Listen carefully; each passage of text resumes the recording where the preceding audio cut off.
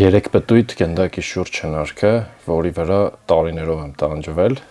Հայաստանում այդ հնարքը ոնց որ առաջին էլի ես եմ արել, ծնկի հետ կապված այդ շատ վնասվածք տվող դրուկ է էլի։ Չեն վստահում հայկական ֆուտբոլին ու ասում են իմ երեխան որ մեծանա, վաղը մյուս օր ինչա անելու էլի։ Իսկ ինչու Հայաստանում ֆուտբոլը չի հաջողվում։ Ամենակարևոր հարցը չէ։ Որ գդալի վրա ասեցի տնեմ, ասենց ճաշ ուտեմ,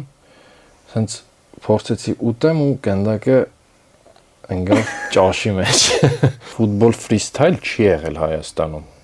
Եղել են զբաղվողներ, բայց ոլորտը ինչ որ ձև ասենց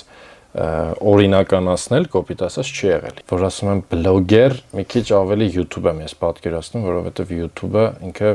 ոնց որ պրոյեկտ լինի, էլի։ Զարթնես լավ տրամադրությամբ, բայց դու պետք է գիտակցես, որ դու հաջորդ օրը այդ տրամադրությամբ չես լինելու, էլի։